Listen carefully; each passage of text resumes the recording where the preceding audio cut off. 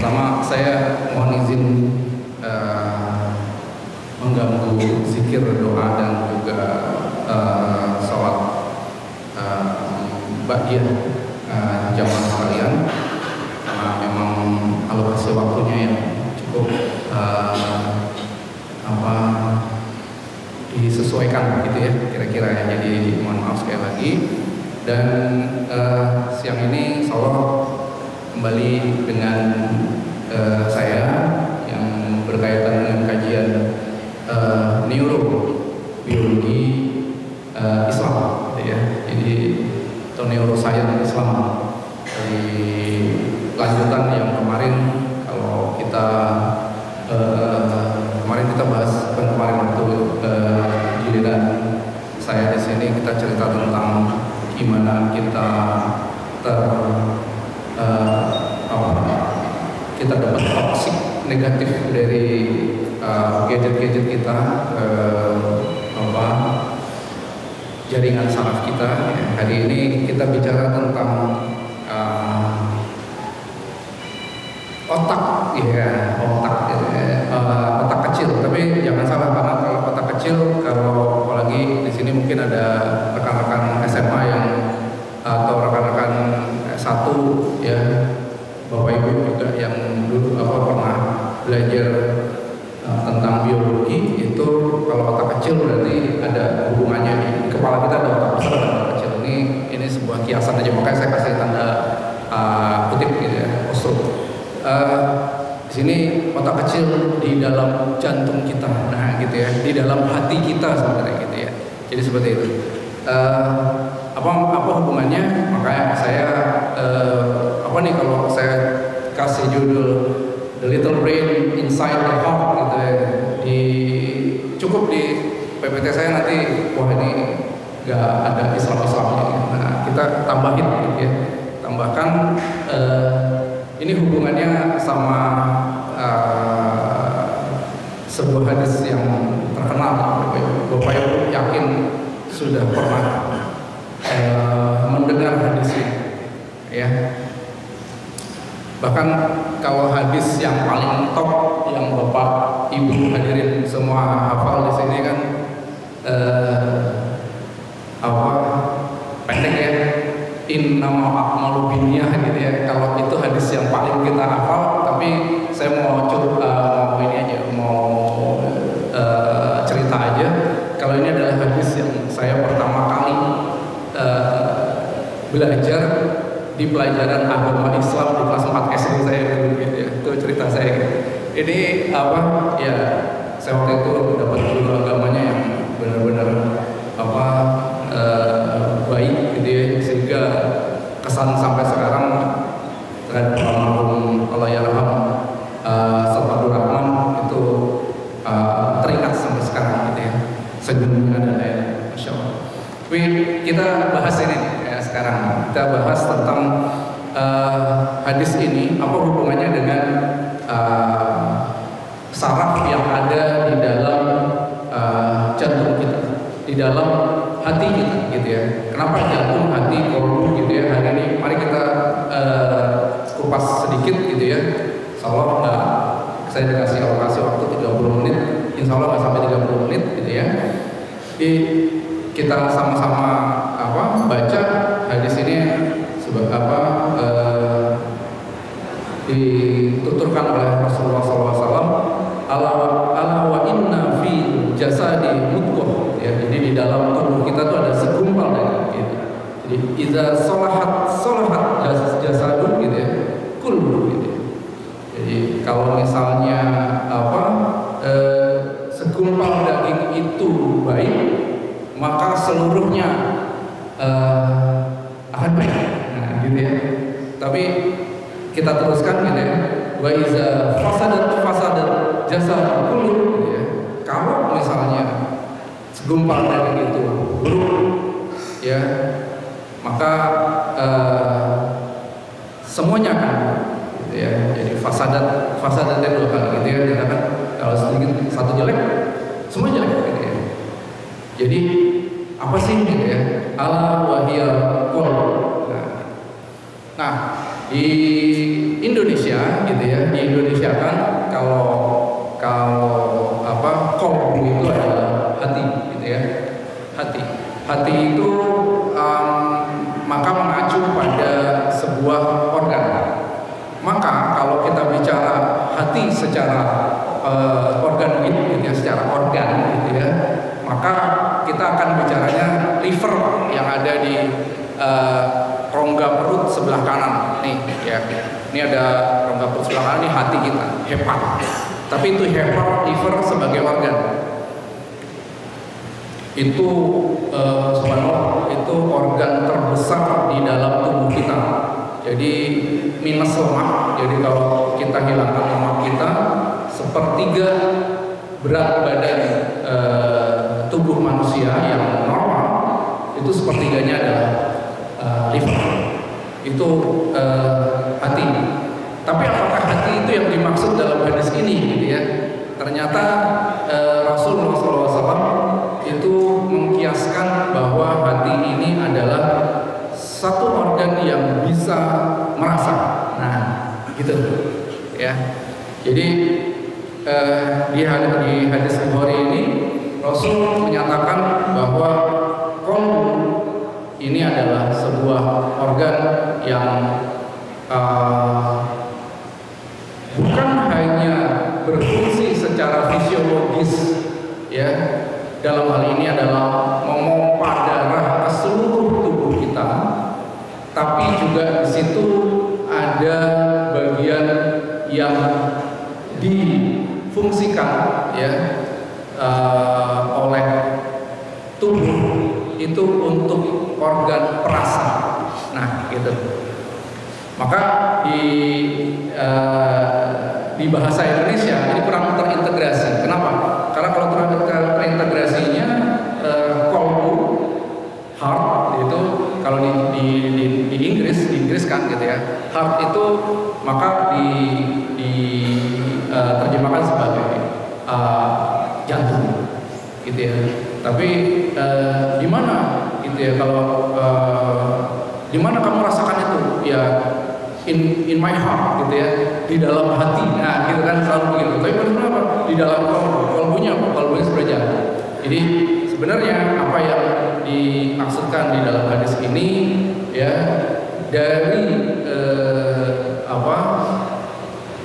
Rasulullah SAW 14 abad yang lalu menyebutkan ini adalah menyasar pada jantung kita, yang secara fisiologis itu memompa darah ke seluruh tubuh kita ya, dan secara psikologis itu untuk merasakan. Nah gitu. Nah merasakan apa gitu ya. Jadi kalau merasakan, maka saya akan bahas sebuah fenomena begini. Dalam tubuh kita itu ada otak juga gitu ya, di dalam tubuh kita, kepala kita. Dan otak kita itu bagian samping itu adalah bagian perasa. Pada seorang wanita, otak kiri dan otak kanan, bagian sampingnya itu, otak kanannya terutama ya, itu lebih luas daripada otak kiri yang lebih menggunakan akal, karena menggunakan rasa. Tapi bukan berarti laki-laki tidak bisa merasa. Nah gitu kan. Kenapa nggak bisa merasa? Karena ada fungsi lain, yang organ lain yang untuk merasa gitu. Nah gimana? Di kolbu kita. Dan kolbu ini adalah bagian yang subhanallah itu bisa memberikan kita insight ya, bukan hanya bagaimana kita berpikir, tapi juga tambahan bagaimana pikiran itu bisa lebih halus Mbak, ya, lebih soft lagi. Nah ini yang disebut akhirnya kalau hati kita ini bisa merasa, maka sebuah masalah atau sebuah problem yang dihadapi seorang manusia ya, tidak hanya diselesaikan dengan akal ya, tapi juga ditambah sentuhan asuhan hati kita. Ya, gitu ya, ceritanya seperti itu. Nah, gimana dong secara biologi itu ya, secara fisiologi itu bisa menerima? Maka secara saintifik agak sulit menjelaskan dulu ya Pak, bahwa ini dulu. Ini sebenarnya penemuan nggak baru-baru banget, tapi kalau secara saintifik ini baru, karena baru dibahas itu 2020 kesini. Jadi belum ya sekitar 5 tahunan ya. Awalnya 2018 baru temu, terus intensifnya itu 2020-an ya. Apa Bapak Ibu? Kalau misalnya kita perhatikan organ atau saraf, sel saraf atau neuron yang bertugas untuk menerima rangsang itu kebanyakan adanya di otak, sama adanya bercabang terus sampai ke dalam ujung tubuh kita. Jadi di sini, ya. Jadi di sini ada, ini ujung saraf gitu sampai ke otak, sistem saraf kita gitu ya. Saraf pusat kita ada di otak sampai ke tulang belakang, gitu. Ya. Jadi ini sesuatu yang sangat lembut ya, sangat halus gitu ya. Dan itu anehnya gitu ya, kalau kita mendapatkan satu masalah itu langsung kita ya berasa ya semua gitu ya, bukan hanya ke bagaimana kita terus berpikir ya, kita garu-garu kepala, oh ya nah gitu ya, sering gitu kan kalau kita wah itu memancing saraf otak kita untuk berpikir gitu ya, dia apa maunya begitu ya, tapi sebenarnya nggak ada hubungannya gitu. Tapi juga kita langsung masuk di sini, apa ya, kira-kira kenapa ya, otomatis Bapak Ibu, itu sunatullah seperti itu belum terjawab sampai akhirnya tahun 2000 ini tertutup ya. Oke, nggak apa-apa. Jadi sampai tahun 2018 dan 2020 mulai penelitiannya. Nah, ini di sini ternyata ada hubungan langsung dari otak ke jantung ya, selain pembuluh darah tentunya gitu ya. Tapi ada saraf yang menuju jantung dari otak kita gitu ya. Nah, ini paper yang menemukan tadi yang disebut sebagai, kalau tadi saya katakan little brain inside the heart, itu adalah intracardiac nervous system atau ICNS. Kita kalau di neurobiologi kita biasanya sebut intracardiac nervous system, ICNS tuh. Dan ICNS ini pertama kali ditelaah di manusia dan dijelaskan secara rinci di beberapa hewan. Nggak hanya kalau ini pada manusia gitu ya, tapi yang paling kompleks, yang paling lengkap itu kita pakai hewan model. Dan hewan model yang paling mendekati fungsi fisiologis manusia itu bukan tikus ternyata ya, yang paling murah dan yang paling mudah itu adalah namanya zebrafish, ikan zebra keren ya, ikan zebra. Padahal Indonesia punya loh ikan zebra itu kecil-kecil ya, kita sering hina-hina itu di selokan gitu ya, itu berenang gitu. Indonesia punya ikan cere gitu. Ikan cere, atau kalau orang Jawa biasanya digoreng kering jadi lauk tepung gitu, jadi ikan pader. Ikan zebra ini sama dari satu ini ya, dari satu famili yang sama. Jadi sebenarnya bisa dipakai, tapi orang luar dulu yang nemuin gitu ya, jadi lebih keren, zebrafish. Bentuknya aja dia kayak zebra. Dan ini sebenarnya diteliti dan ternyata memang kompleks, bahwa sebenarnya ada susunan saraf di dalam jantung kita yang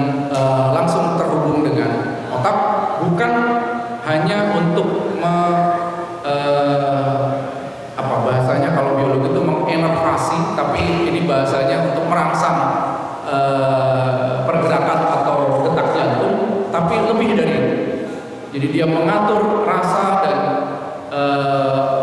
menjadi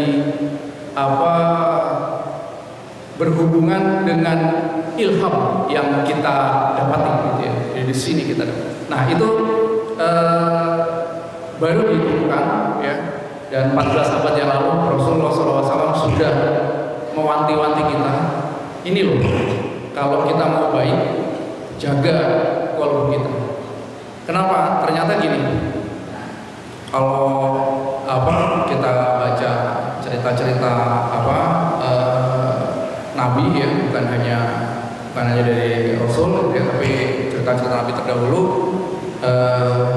zamannya Nabi Adam dulu gitu ya, itu manusia tuh udah ada prototipenya di surga, di prototipe. Kayak kita penelitian bikin prototipe tuh ada ya. Prototipe tuh kalau Bapak Ibu lihat di STP ini ada di STP kita tuh banyak tuh prototipe hasil penelitian. Nah ini hasil ciptaan Allah tuh taruh di surga semua, prototipe manusia. Oh itu jin waktu itu ya, kan jin ada yang baik ada yang buruk gitu. Nah itu masuk, ini apa nih? Pengen diteliti, masuk ke dalam saluran jadi masuk ya, masuk terus kemudian